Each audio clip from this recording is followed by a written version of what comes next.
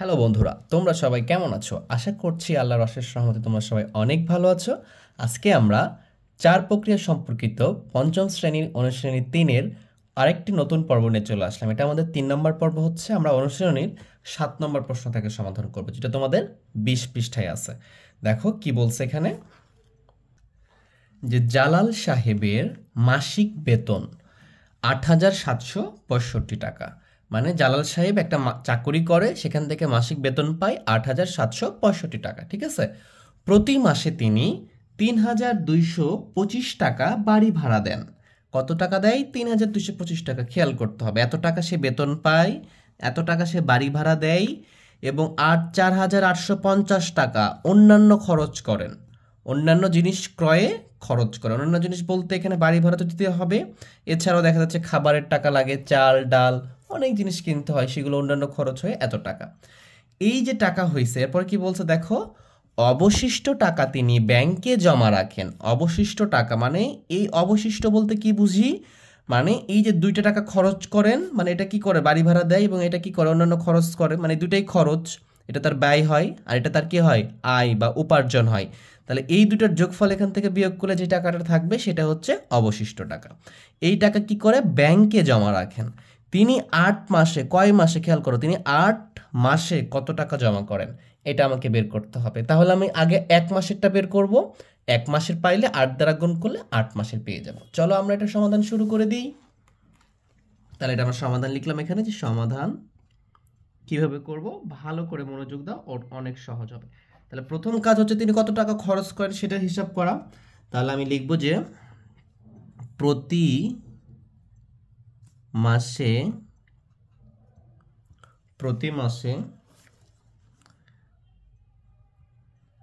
বাড়ি ভাড়া দেয়, প্রতি মাসে বাড়ি ভাড়া দেয় কত, 3,225 টাকা। তাহলে তুমি লিখে ফেলো 3,225 টাকা। এই টাকা কি করে, প্রতি মাসে সে বাড়ি ভাড়া দেয়। এরপরে সে কি করে, অন্যান্য খরচ করে। তাহলে আমি লিখবো যে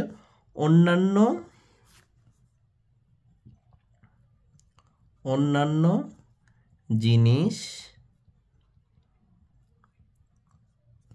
ক্রয়ে খরচ হয় বা করে। ঠিক আছে, কত টাকা, 4,850 টাকা। তাহলে এই যে টাকাটা পেলাম আমরা, এটা কি পাইলাম, এটা যদি এখন আমরা কি করব, যোগ করে দিই, তাহলে কি পাবো, মোট খরচ পাবো। তার কি পাবো, আমরা যোগ করব এটা, তার সে মাসে কত টাকা তার মোট খরচ হয় সেটা পাবো আমরা। তাহলে আমরা লিখি যে অতএব মোট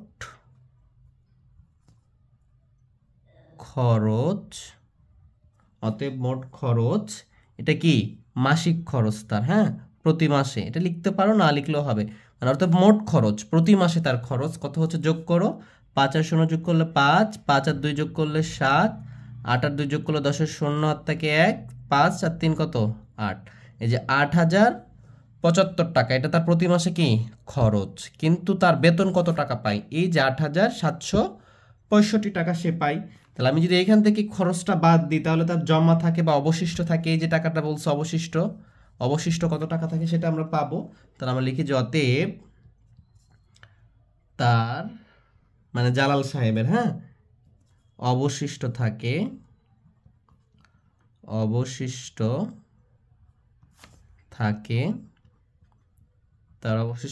কত টাকা, দেখো এই যে তার টোটাল বেতন পাইছে কত, 8,765 টাকা। সেখান থেকে তার মাসে খরচ কত, বাড়ি ভাড়া এবং অন্যান্য খরচ মিলে হয়েছে, যোগ করে কত হয়েছে, 8,075 টাকা। এটা তার কি মাসিক খরচ, এত টাকা। এখন বিয়োগ করলে এখান থেকে কি পাবো, তার জমা কত টাকা থাকে সেটা পেয়ে যাব। আচ্ছা আমরা বিয়োগ করি, 5 এ 5 মিলে গেলে 0, 7 আছে কয় 16, 9 16 হাত থেকে 1, এখানে কত 6, 690 টাকা। এটা তার কি অবশিষ্ট থাকে কোন মাসে, প্রতি মাসে, 1 মাসে। কথা বুঝছো? এখন আমাকে প্রশ্ন করছে কি, তিনি 8 মাসে কত টাকা জমা করেন। তাহলে 1 মাসে 690 টাকা জমা করেন কেন, কারণ অবশিষ্ট টাকা ব্যাংকে জমা রাখেন। তাহলে অবশিষ্ট টাকা তার কত, দেখো অবশিষ্ট টাকা কত পাইছি আমি, 690 পেয়েছি। তাহলে আমাদের এখন 8 মাসেরটা বের করবো। তাহলে আমি এটা কি লিখবো, এটা 1 মাসে পাইছি এটা, তাই না? তাহলে আমি লিখে ফেলি যে 1 মাসে এক মাসে, যেহেতু বলছে জমা, আমরা জমাই লিখে ফেলবো। এক মাসে জমা করেন, সঞ্চয় লিখলেও হবে, হ্যাঁ, সঞ্চয় বানানটা কঠিন হবে, দরকার নেই। এক মাসে জমা করেন 690 টাকা। ভালো করে খেয়াল করতে হবে। তাহলে এখানে চেয়েছে কি, আমার প্রশ্নে কি চাইছে, ভালো করে খেয়াল করো। প্রশ্নে চাইছে দেখো 8 মাসে, বুঝতে পারছো? এক মাসে জমা করছে 690, তাহলে 8 মাসে কত হবে এটা আমরা বের করব। তাহলে আমাদের এক মাসে জমা করেন 690 টাকা, তাহলে আমরা লিখবো যে অতএব 8 মাসে জমা করেন। আমরা তো জানি যে 690 এর সাথে কি করতে হবে, গুণ করতে হবে 8 টাকা, এত টাকা। কারণ এক মাসে যেটা হবে 8 মাসে তার চেয়ে কি হবে, অনেক বেশি হবে। জাস্ট গুণ করব, শূন্যর সাথে গুণ করলে কত হবে, 0, 8 নং 72 2 হাত থেকে 7, 6 48, 6 48 আর সাথে কত হচ্ছে 55, 5020 টাকা, 5520 টাকা, এত টাকা। তাহলে আমার উত্তর কি হচ্ছে, আমার উত্তরই এটা, এটাই আমার কি উত্তর, 5520 টাকা। এটা উত্তর লিখে দিলেই হয়ে যাবে। বুঝতে পারছো? আশা করি তোমরা বিষয়টা বুঝছো। আমাদের এইভাবে অঙ্কগুলো করতে পারবো। চলো আমরা পরেরটা দেখি। আমাদের 8 নম্বর অঙ্কে কি বলতেছে দেখো, ফরিদা ও ফাতেমার বেতন একত্রে 19,950 টাকা। একত্রে মানে দুইজনার মিলে, বুঝতে পারছো? জাস্ট দুইজনের মিলে বলে দিছে যে ফরিদা ফাতেমা দুইজন মিলে পায় 19,950 টাকা। ফরিদা অপেক্ষা ফাতেমা 2450 টাকা বেশি পাই। জাস্ট তোমরা একটা নোট করে নিবা, ভালো করে বোঝো। ফরিদা অপেক্ষা মানে ফরিদার চেয়ে বলে নাই, একটু একটু অন্য ওয়ার্ড ব্যবহার করছে, কঠিন ওয়ার্ড বলবো আমি একটু। ফরিদা অপেক্ষা মানে ফরিদার চেয়ে বেশি, ফরিদার চেয়ে বেশি। ফরিদা অপেক্ষা মানে ফরিদার চেয়ে ফাতেমা 2450 টাকা বেশি পায়, একই কথা। অপেক্ষা বা চেয়ে বেশি মানে এটা কি পাই, এই ফাতেমা কি পাই, ফাতেমা বেশি পাই। ফাতেমা কত টাকা বেশি পায়, 2450 টাকা। ফরিদা ফাতেমা প্রত্যেকের বেতন কত? আচ্ছা, তাহলে ভালো করে খেয়াল করো যে এই যে টাকাটা আছে, টোটাল টাকা, এই টাকা থেকে যদি আমি এই যে 2450 টাকাটা বাদ দিই, তাহলে কি হবে বলো তো? দুইজনের সমান টাকা থাকবে না, কারণ এখানে দুইজনের টাকা আছে। ফরিদার চেয়ে ফাতেমা 2450 টাকা বেশি পাই, আমি এটা বিয়োগ করে দিব, তাহলে কি দুইজনের সমান টাকা থাকবে, তখন বিয়োগ ওটা যদি ভাগ করে দিই আমি দুই দ্বারা, তখন ফরিদারটা পেয়ে যাব। দেখো আমরা এটা শুরু করি, চলো তাহলে আমরা সমাধান শুরু করি। দেখো সমাধান, আচ্ছা তাহলে এখানে দেখ ফাতেমা এত টাকা বেশি পায়, তাহলে যদি আমি এত টাকা যদি কম পাই, তো তাহলে দুইজনের বেতন কি একই হতো না? তাহলে আমি যদি লিখি যে ফরিদা ও ফাতেমা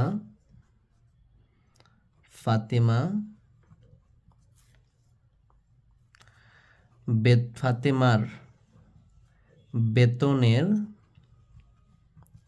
পরিমাণ একই হলে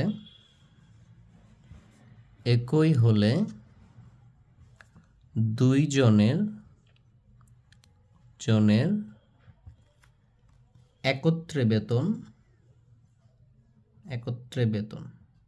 আচ্ছা, ধরে নিলাম যেহেতু ফরিদা অপেক্ষা ফাতেমা এত টাকা বেশি পাই, এখন ধরলাম দুজনের বেতন যদি একই হতো, তাহলে কি হতো, এই যে বেশি টাকাটা বাদ দিতাম, তাহলে দুজনের বেতন কি হবে, একই হবে। তাহলে আমি লিখলাম যে 19,950 বিয়োগ 2450 টাকা, এই টাকাটা এটা হতো, তাই কি না? অবশ্যই এটা হতো। তাহলে আমি যদি এখান থেকে বিয়োগ করে দিই, এটা বিয়োগ করলে কত পাচ্ছি আমরা, দেখো বিয়োগ করলে 0 সাথে 0 বিয়োগ করলে 0, 5 5 0 হবে, 4 আছে কয় 9, 5 2 আছে কত 7, আর এখানে 1, মানে 17,500 টাকা। এই যে 17,500 টাকা, এই টাকা কিন্তু দুইজনের সমপরিমাণ বেতন আছে। এখন ফরিদা ও ফাতেমার কি আছে, সমপরিমাণ বেতন আছে। যেহেতু ফাতেমার 2450 টাকা বেশি ছিল, ওটা বিয়োগ করে দিলাম আমরা, বাদ দিয়ে দিয়ে দুইজনের সমান টাকাটা নিয়ে আসলাম। তাহলে দুইজনের একত্রে বেতন এত টাকা, তাহলে একজনের বেতন কত? দুইজনের যদি এত টাকা হয়, এখন দুইজনের সমান সমান আছে, তাহলে একজনের বেতনটা বের করতে পারবো আমরা। লিখবো যে দুইজনের একত্রে বেতন 17,500 টাকা। দুইজনের একত্রে বেতন কত টাকা, 17,500 টাকা। তাহলে অতএব একজনের বেতন কি হবে, তাহলে একজনের বেতন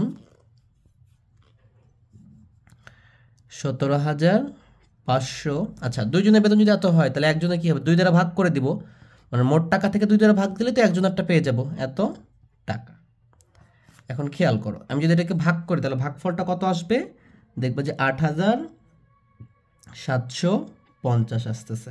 তুমি এখানে ভাগ করতে পারো 2 দ্বারা, তো 2 দ্বারা ভাগ করে দাও, 17,500 ভাগ করলে কত আসবে, 16 নিতে হবে। আমরা জানি এটা হচ্ছে বড় নিব, এক অঙ্ক নিচ্ছি, এক ছোট হচ্ছে তাহলে 2 অঙ্ক নিব, তাহলে 8 বার যাবে, 8 2 16, এখান থেকে 1 15, এখানে 7 বার যাবে, 7 2 14, এখান থেকে 1 0 নামাও, তাহলে এখানে 5 বার যাবে 10, এই যে 0টা থেকে গেল, এটা কি করতে হবে, এখানে দিয়ে দিতে হবে। তাহলে এইভাবে চলে আসবে আমাদের 8,750 টাকা। তাহলে দুইজনের বেতন আমরা একত্রে পাইছিলাম 17,000 টাকা, এখান থেকে একজনের পাইলাম কত, 8,750 টাকা। তাহলে এই যে টাকাটা আছে এটা কি ফরিদার ফাতেমার সমান সমান বেতন ধরলে, তাহলে ফরিদার টাকাটা এটা হবে। কেন হবে এটা ফরিদার, কারণ ফরিদা, এই যে দেখো ফাতেমা কিন্তু এটা বেশি পাচ্ছিল, তাহলে ফাতেমা কিন্তু এটা বাদ দিয়ে দিছি, তার মানে কি দুইজনেরই এখন এত টাকা আছে। তাহলে এখন আমি যদি বলি যে ফরিদার বেতন, বলতে পারবো যে ফরিদা বেতন পায় 8,750 টাকা, এটা একটা উত্তর। বুঝতে পারছো কেন এটা বের করলাম, কারণ ফরিদারটা যদি পাই, ফরিদার সাথে ফাতেমারটা যোগ করে দিব, 2,450 টাকা যোগ করলে, কারণ ফরিদার চেয়ে ফাতেমা 2,450 টাকা বেশি পাই, জাস্ট যোগ করে দিলে ফাতেমারটা আমরা তখন পেয়ে যাব। তাহলে অতএব ফাতেমা বেতন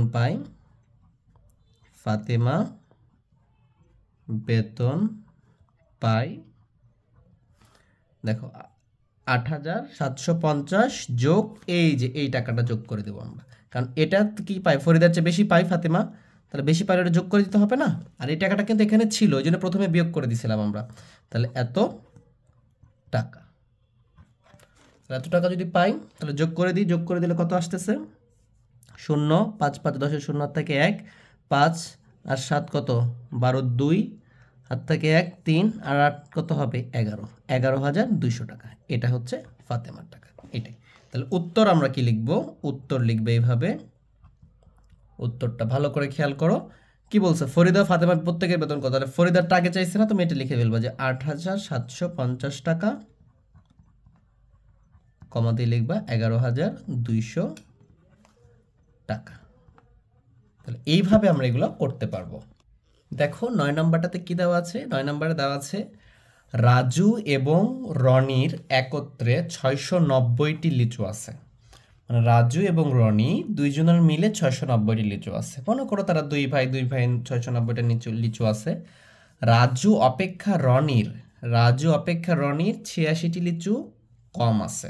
তাহলে খেয়াল করো আগেরটাতে কি ছিল, বেশি ছিল, এখন রাজু অপেক্ষা রনির 86টি লিচু কম আছে, তার মানে কি রনির কম আছে, আর এইভাবে লিখে নিবা, আর রাজুর কি আছে, বেশি আছে। কতটি বেশি আছে, 86টি। তাহলে তোমাদের জন্য সহজ হবে বিষয়টা বুঝতে। তাহলে রাজুর বেশি আছে, কতটি বেশি আছে, 86টি, আর রনির কম আছে, কতটি কম আছে, 86টি। রাজু এবং রনির প্রত্যেকের কতটি লিচু আছে, মানে প্রত্যেকের এক একজনের কতটি করে লিচু আছে, সেটা আমরা কি করব, বের করব। চলো দেখি। তাহলে এরকম অঙ্কগুলো আমরা একইভাবেই করব, যখন কম বা বেশি থাকবে একটু বলবে, ঠিক আছে, যেটা আমরা আগের ভাবে করলাম সেটাই করব। দেখো যদি দুইজনের সমান লিচু থাকতো তাহলে কি 86টি লিচু বাদ দিই, তখন কি দুজনেরটা সমান লিচু হবে, যেহেতু রাজুর রনির চেয়ে এতটি লিচু বেশি আছে, তাহলে যদি 86টি লিচু যদি এখান থেকে বাদ দিই, মনে করলাম যে নাই, তাহলে কি হতো, রাজু এবং রনির তখন লিচুটা কি হতো, সমান সংখ্যক হতো। তাহলে এই বিষয়টা আমরা লিখব যে রাজু ও রনির সমান সংখ্যক লিচু থাকলে, যদি দুজনের সমান সংখ্যক লিচু থাকতো, তাহলে লিচু থাকলে লিচুর সংখ্যা হতো কত, লিচুর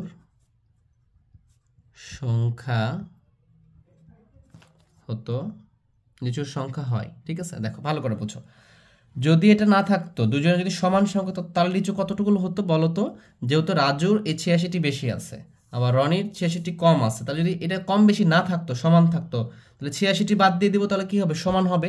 বুঝতে পারতেছ? তাহলে আমরা কি করব, যে 690 বিয়োগ করব 86 এত টি লিখবো আমরা এখানে টি। জাস্ট বিয়োগ করে দাও, বিয়োগ করলে কত আসবে দেখো, এই যে দেখো 6 আছে কয় 10, 4 10, 7 থেকে 1 9, 9 মিলে 0 আর এখানে 6, মানে 604টি লিচু হতো। যদি 86টি লিচু যেহেতু বেশি আছে এটা আমি বাদ দিয়ে দিলাম, এখন সমান সংখ্যক কত হতো 604টি লিচু হতো। তাহলে কি এখন দেখো তো 604টি লিচু কার, রাজু এবং রনির সমান সংখ্যক লিচু। তাহলে এটা কার কার লিচু আছে, রাজু আর রনি, তাহলে প্রত্যেকে কতটা করে পাবে, মানে একজন, ঠিক আছে। তাহলে কি দুজনে মিলে 604টি আছে, তাহলে প্রত্যেকে পাই, প্রত্যেকে লিচু পাই, প্রত্যেকে লিচু পাই 604/2 এত টি। তুমি এটাকে ভাগ করে দেখো, এখানে ভাগ করে দাও, 2 দ্বারা 604কে ভাগ করো, তাহলে 3 বার যাবে, 3 দুগুণ 6, এখানে কি নামবে 0, 0 কি ভাগ করা যায়, যায় না, তাহলে কত নামবে 4, যখন দুটো নামবে তখন কি করতে হবে, এখানে একটা 0 দিতে হবে, তাহলে 2 বার যাবে 4 হচ্ছে, আচ্ছা মানে এরকমটা হচ্ছে। তাহলে এখানে এটা তো হবে না, এটা বাদ দাও, এটা দিলাম। তাহলে কত হচ্ছে 302টি, এটা প্রত্যেকে পাই, কে পাই, প্রত্যেকে পাই, ঠিক আছে। তার মানে এখানে রাজুর বেশি আছে রনির চেয়ে, রাজু অপেক্ষা রনির লিচু কম আছে, মানে রনির চেয়ে রাজুর বেশি আছে, কিন্তু রাজুর চেয়ে রনির কি আছে, কম আছে। তার মানে রনিরই এটা, যার কম থাকবে সেটা তার। তাহলে আমরা লিখতে পারি যে রনির, কারণ এই 86টি যেহেতু রাজুর বেশি ছিল, এখানে বলছে কি রাজু অপেক্ষা রনির 86টি লিচু কম আছে, মানে কি রনির 86টি কম আছে, যেহেতু 86টা বাদ দিয়ে দিয়েছিলাম তখন কি হয়েছে, দুইজনের সমান সংখ্যক হয়েছিল, তখন রনির লিচু হয়েছে কত, রনির লিচু আছে 302টি, যেহেতু রনির অপেক্ষা এতটি কম ছিল, তাহলে রাজুর লিচু কতটি আছে, তাহলে আমরা লিখতে পারবো যে রাজুর লিচু আছে, যোগ করে দিব রাজুর লিচু। প্রশ্নটা একটু পেঁচিয়ে দিয়েছে, হ্যাঁ তোমরা ভালো করে বুঝলে পারবা। আমি যদি এই কথাটা না বলতাম যে রাজু অপেক্ষা রনির এতটি লিচু কম আছে, অথবা যদি বলতাম যে রনির চেয়ে রাজুর এতটি লিচু বেশি আছে, একই কথা, হ্যাঁ। তার কম আছে, যতটুকু কম ছিল সেটা কি 302 হয়েছে, তাহলে এর চেয়ে রাজুর কি আছে, বেশি আছে, কিন্তু এখানে বলছে কি কম আছে, কথাটা বুঝতে হবে। তো রনির চেয়ে যদি রাজুর চেয়ে রনির কম ছিল, তাহলে কি এখন রনিরটা পেয়ে গেছি, যেহেতু কম ছিল তার মানে কি এটা হবে রাজুরটা বেশি হবে, যে বেশি লিখে রাখছে এই জন্য। তাহলে আমরা 302 এর সাথে যোগ করব 86টি কম ছিল যেহেতু, তাহলে এখন যোগ এত টি, যোগ করে দাও, তাহলে কত আসবে 388 আসবে। এখন খেয়াল করো, এই যে রাজু যেটা পাইছো এখান থেকে দেখো এই যে 86টি কিন্তু এটা কমই হচ্ছে, ঠিক আছে। এটাই হচ্ছে আমাদের উত্তর। আশা করি বিষয়টা তোমরা বুঝতে পারছো। তাহলে উত্তর কি লিখবা, উত্তরে ভালো করে বুঝো, উত্তরে কি বলছে, রাজু এবং রনি প্রত্যেকে, তাহলে রাজুটা আগে বলছে, রাজুটা আগে লিখবা, তাহলে 388টি, এরপরে কমা দিবা, রনিটা লিখবা, তারপরে 203টি। এখন এই দুটো যোগ করে দেখো, এই যে 690টাই আসবে, এবং এখান থেকে বিয়োগ করে দেখো 86টা কমই হবে, রনির 86টা কি হবে, কম হবে রাজু অপেক্ষা। তাহলে এইভাবে আমরা সমাধান করতে পারবো। 10 নম্বর ম্যাথটা দেখো, এই ম্যাথটা অত্যন্ত গুরুত্বপূর্ণ এবং এটা আমরা সবচেয়ে সহজ নিয়মে করব, যেটা তোমাদের জন্য অত্যন্ত কার্যকর হবে। পরীক্ষায় এই ম্যাথগুলো অনেক বেশি আছে, এই জন্য এটা খুব মনোযোগ দিতে হবে এবং আমি চেষ্টা করব তোমাদের সবচেয়ে সহজ নিয়মে করানোর জন্য, ঠিক আছে। তাহলে দেখো, মা ও পুত্রের, মানে আমাদের মা আছে না, আমি ছেলে অথবা তুমি মেয়ে যেই হও, মা আর পুত্র মানে ছেলে, মা ও ছেলের বয়সের সমষ্টি 60 বছর। সমষ্টি মানে কি, সমষ্টি মানে যোগ, ভালো করে মনে রাখবা, সমষ্টি মানে যোগ। এটা যতদিন তুমি পড়াশোনা করবা আর গণিত করবা সেখানে সমষ্টিটা আসবে, বুঝতে পারছো। সমষ্টি মানে মায়ের বয়স যোগ পুত্রের বয়স, এই দুটো যোগ করে হয়েছে কত, 60 বছর, বুঝতে পারছো। এই 60 বছর এরকমটা হতে পারে, মনে করো তোমার আম্মুর বয়স 50 বছর, তোমার বয়স 10 বছর, তাহলে 60 বছর হতে পারে। মানে আমি একটা উদাহরণ দিচ্ছি তোমাদেরকে, একটা আইডিয়া দিচ্ছি। তোমার আম্মুর বয়স 48 বছর, তোমার বয়স 12 বছর, মানে যেভাবে হোক 60 বছর, বুঝতে পারছো। মানে যেটাই হোক, মনে করো তোমার আম্মুর বয়স 40 বছর, তাহলে তোমার বয়স 20 বছর হতে হবে, তাহলে তো 60 হবে। মানে দুইটা মিলে, মা আর পুত্র দুইটা মিলে 60 বছর হওয়া লাগবে, কথা কি বুঝতে পারছো। এখন কার কত সেটা তো আমি বের করবো, সেটা তো আমি জানি না, কিন্তু দুইটা মানে মা আর পুত্রে মিলে 60 বছর হবে, এটা আমি তোমাদেরকে উদাহরণ কয়েকটা দিয়ে বোঝানোর চেষ্টা করলাম। এখন মায়ের বয়স পুত্রের বয়সের 3 গুণ, এই যে এইখানে একটা ক্লু দিয়ে দিছে, মায়ের বয়স যেটা হবে পুত্রের বয়স তার কি হবে 3 গুণ হবে। সরি, মায়ের বয়স পুত্রের বয়সের 3 গুণ। মানে পুত্রের বয়স মনে করো যদি হয়, আমরা যদি খেয়াল করি পুত্রের বয়স মনে করো 2 বছর, তাহলে 3 গুণ মায়ের বয়স কত হবে 6 বছর। পুত্রের বয়স যদি 3 বছর হয় মায়ের বয়স হবে কত 3 গুণ 3 তিরিকে 9, এরকমটা বুঝতে পারছো? মানে পুত্রের বয়স যেটাই হবে মায়ের বয়স তারটা কি হবে তার 3 গুণ হবে। বুঝতে পারছো? এই কথাটা বলছে। তাদের প্রত্যেকের বয়স কত, মানে কি মায়ের বয়স কত পুত্রের বয়স কত, এটা আমাকে বের করে দেখাইতে হবে। চলো এটা আমরা সমাধান শুরু করি। কিভাবে সমাধান করব দেখো। সমাধান তাহলে এখানে লিখবে এইভাবে যে মায়ের বয়স সমান সমান পুত্রের বয়সের 3 গুণ। এটা কই পাইলাম আমি বলতো? এই যে এখানে দেওয়া আছে মায়ের বয়স পুত্রের বয়সের 3 গুণ, জাস্ট লিখে ফেললাম। তাহলে মায়ের বয়স সমান সমান পুত্রের বয়সের 3 গুণ। তাহলে পুত্রের বয়স কত? পুত্রের বয়স, আচ্ছা পুত্রের কি একটা বয়স আছে না বলো তো? তাহলে তো এখানে নিয়ে আসতো না। তাহলে পুত্রের বয়স হচ্ছে 1 গুণ। দেখো ওইটা কিন্তু বলে নাই যে পুত্রের বয়সের কত গুণ। পুত্রের বয়স যেটাই হবে সেটা 3 গুণ, মায়ের বয়স হবে তার 3 গুণ। তাহলে পুত্রের বয়স কতটুকু 1 গুণ, মানে কিছু না কিছু বয়স আছে তো ওইটাই 1 গুণ। বুঝতে পারছো? ওই 1 গুণ সাথে 3 গুণ করলে তো 3 গুণ আসবে। পুত্রের বয়স তো কিছু না থাকলে কি থাকবে আমাদের 1 গুণ। যদি 0 হয় তাহলে তো কোনো বয়সই হলো না, ঠিক আছে? এই জন্য পুত্রের বয়স হবে পুত্রের বয়সের 1 গুণ। বুঝতে পারছো? এটা আমি যদি আরেকটু ভালো করে তোমাদের বোঝানোর চেষ্টা করি, মনে করো তোমার বয়স 30 বছর, তাহলে 1 গুণ মানে কি, সাথে 1 গুণ করো কি থাকবে 30ই থাকবে। বুঝতে পারছো? এই জন্য বলতেছে পুত্রের বয়সের 1 গুণ। এখন যদি আমি যোগ করে দিই, এটা যদি যোগ করি, মনে করে এখানে যোগ করলাম এখানে যোগ করলাম, তাহলে কি পাবো বলো তো? মা ও পুত্রের বয়সের সমষ্টি পাবো না? যোগ মানে কি সমষ্টি বললাম তোমাদের। তাহলে আমি এখানে লিখবো যে মা এবং পুত্রের বয়সের সমষ্টি কত পেয়েছি বলো? 1 গুণ আর 1 গুণ, তাহলে কত গুণ হবে 4 গুণ। দুইজনের মিলে কত গুণ হয়েছে 4 গুণ হয়েছে। বুঝতে পারছো? আশা করি বিষয়টা বুঝতে পারছো। তাহলে এখন খেয়াল করো, এই যে 4 গুণ পাইছে, তাদের বয়সের সমষ্টি দেওয়া আছে কত বছর 60 বছর। তাহলে আমি যদি লিখি যে মা ও, আচ্ছা এবং লেখো বা এবং পুত্রের বয়সের সমষ্টি, মা ও পুত্রের বয়সের সমষ্টি 60 বছর। মা ও পুত্রের বয়সের সমষ্টি 60 বছর। তাহলে খেয়াল করো তো, এই যে সমষ্টি 4 গুণ আর এখানে 60 বছর, মানে কি প্রত্যেকেই 4টি ভাগ করলে কি আমি 1 গুণের মানটা পাবো। টোটাল 4 গুণ আর টোটাল বয়সটাও 4 বছর 60 বছর, মানে 4 সমষ্টি 4 গুণ পেয়েছি, এখানে সমষ্টি 60 বছর পেয়েছি।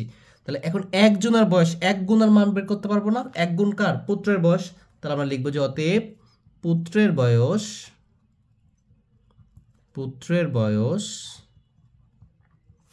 Equal to 60/4। কেন করলাম বুঝো? এই দেখো 4 গুণ আছে, আমি যদি 4 গুণ এই টোটাল 60 বছরকে 4 দ্বারা ভাগ করলে কি 1 গুণের বয়স বের হবে না? আর 1 গুণ কার বয়স? পুত্রের বয়স। এই জন্য আমরা এটা লিখলাম। দেখো 1 গুণ কার বয়স? পুত্রের বয়স। বুঝতে পারছো? মনে করো তুমি এই যে 12 আছে, এটাকে 4 ভাগে ভাগ করবা, তাহলে 4 দ্বারা ভাগ করলে কি আসবে? এই যে 3 আসছে, মনে করো 4 দ্বারা ভাগ করলে এটা কি 1 ভাগের মান না? এই 3 আসছে, এটা কার মান? এই 4 দ্বারা ভাগ করছে তখন কার মান আসছে? এটা 1 ভাগের মান আসছে। সিমিলার ওয়েতে এখানে 4 দ্বারা ভাগ করলে আমাদের 1 ভাগের মান আসবে বা 1 গুণের মান আসবে, সেটা হচ্ছে পুত্রের বয়স। তাহলে ভাগ করলে কত হবে? 15 বছর হবে। 4 15 60, তোমরা এটা ভাগ করে দেখতে পারো, 15 বছর আসবে। তাহলে এটা যদি 15 বছর আসে পুত্রের বয়স, আর মায়ের বয়স পুত্রের বয়সের 3 গুণ, তাহলে পুত্রের বয়স যদি 15 বছর হয় এর সাথে 3 গুণ করলে মায়ের বয়স পেয়ে যাব। কেন?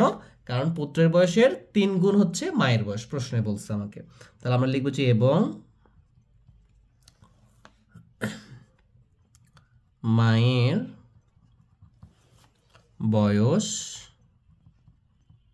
তাহলে পুত্রের বয়স কত 15, তার সাথে 3 গুণ করব। কেন করতেছি? প্রশ্ন থেকে করতেছি, এত বছর। তাহলে কত হচ্ছে এখানে 3 15 45 বছর। আশা করি তোমরা বিষয়টা বুঝতে পারছো। এই যে 45 বছর হয়ে গেল, তাহলে আমরা এখন কি উত্তর লিখতে পারবো না? এই দেখো মায়েরটাও পেয়ে গেছি, ছেলেরটাও পেয়ে গেছি, এটা মায়েরটা এটা ছেলেরটা, তাহলে আমরা উত্তর লিখে ফেলবো। উত্তর লিখব, এভাবে লিখবা যে মায়ের বয়স 45 বছর। এত কিছু না লিখলেই হবে, কারণ তুমি তো এগুলো বের করে দেখাইছো। পুত্রের 15 বছর। তাহলে এইভাবে আমরা উত্তরটা লিখে ফেলবো। আশা করি বিষয়টা তোমরা বুঝতে পারছো। 11 নম্বর দেখো, সহজ একটা ম্যাথ দেওয়া আছে। ভাজক 78, ভাগফল 25, ভাগশেষ ভাজকের 1/3, ভাজ্য কত? তাহলে ভাজ্য বের করতে বলছে। তাহলে আমরা ভাজ্য যে সূত্রটা জানি, একটা সূত্র জানি না, আমরা সূত্রটা লিখে ফেলবো। মনে করো আমরা লিখে ফেললাম যে আমরা জানি আমরা একটা সূত্র জানি ভাজ্য, ঠিক আছে? এটা লিখে ফেললাম। আগে ভাজ্য বের করতে বলছে, ভাজ্য সূত্র লিখে ফেলতেছি। তো ভাজ্য ইকুয়াল টু কি? ভাজক গুণ ভাগফল, তোমাদেরকে আমি দেখাচ্ছি ভালোভাবে, কোনো সমস্যা নাই, যোগ কি? ভাগশেষ। এইটা হচ্ছে কি? আচ্ছা, তা ভাজক তো আমার দেওয়া আছে, ভাগফলও দেওয়া আছে। আচ্ছা, আমরা লিখতে পারি যে দেওয়া আছে বলে লিখতে পারি যে দেওয়া আছে, আমাদের কি কি দেওয়া আছে সেগুলো লিখে নিতে পারি, ঠিক আছে? কি কি দেওয়া আছে দেখো, দেওয়া আছে ভাজক, দেওয়া আছে ভাজক কত দেওয়া আছে? 78। ভাগফল দেওয়া আছে কত? 25। এটা দেওয়া আছে না? দেখো ভাজক আর ভাগফল দেওয়া আছে। এরপরে ভাগশেষ কি বলছে দেখো, ভাগশেষ ভাজকের 1/3। তাহলে ভাগশেষ লিখলাম আমরা, ভাগশেষ। এরপরে সমান দাও ভাজকের, আচ্ছা ভাজক কি? এই যে 78, এটা লিখে ফেলো 78। 1/3 মানে কি? 1/3 ভাগ। 1/4 মানে কি? 1/4 ভাগ। অর্ধেক মানে কি? 1/2 ভাগ। জাস্ট এটাকে 1/3 করে গুণ করে দাও, ভাগ করে দাও, যেটা অ্যান্সার আসবে ওইটা। কত আসতেছে? 3 দ্বারা ভাগ করলে 2 বার যাবে, 6, 26। তাহলে দেখো আমি ভাজক পেয়েছি, ভাগফল পেয়েছি, ভাগশেষও পেয়েছি। এখন সূত্র আমরা যেটা জানি সেটা বসিয়ে দাও এখানে। ভাজক কত? আমার 78, গুণ ভাগফল কত? 25, যোগ ভাগশেষ কত? 26। এখন তোমরা গুণ করে দাও, এটা গুণ করে দিলে কত আসবে? সাইডে গুণ করে দেখবা, আসতেছে হচ্ছে 1950। 78 গুণ 25 যোগ কত? 26। তাহলে যোগ করে দাও, এটা 6, এখানে 7, 9, 1, 1926। এইটা হচ্ছে আমাদের উত্তর। এটা কি উত্তর? তাহলে উত্তর কত পেলাম আমরা? 1976। এটা হচ্ছে কি? ভাজ্য। আচ্ছা, যদি তোমাদের একটু ভালো করে দেখানোর চেষ্টা করি ভাজ্য জিনিসটা কি, আরেকবার আমরা কি করি? এইভাবে করি না? এই দেখো, মনে করো যেটা দ্বারা ভাগ করি সেটাকে কি বলা হয়? ভাজক বলা হয়। বুঝতে পারছো? এটাকে ভাজক। আর এইখানে থাকে ভাজ্য, এইখানে থাকে ভাগফল। এটা কিন্তু পরীক্ষায় লিখো না, হ্যাঁ, বোঝানোর জন্য লিখতেছি। আর শেষে যেটা এই যে প্লাস মাইনাস করে যেটা থাকে সেটা কি? ভাগশেষ। বিষয়টা হচ্ছে এরকম। তাহলে এইটা বের করতে বলছে, দেখো এটার সাথে এটা গুণ করলে পাচ্ছি, তার সাথে এটা যোগ করলে আমরা ভাজ্যটা পেয়ে যাচ্ছি। তাহলে আজকের ক্লাস আমরা এখানে শেষ করতেছি। আগামী পর্বে বাকি অঙ্কগুলো আমরা করব। যদি আমার ক্লাসগুলো তোমাদের ভালো লেগে থাকে অবশ্যই চ্যানেলকে সাবস্ক্রাইব করবা, লাইক শেয়ার করে আমাকে জানাবা আমার ক্লাসগুলো কেমন লাগতেছে। সবাই ভালো থেকো, সুস্থ থেকো, আর আমার জন্য দোয়া করো। আল্লাহ হাফেজ।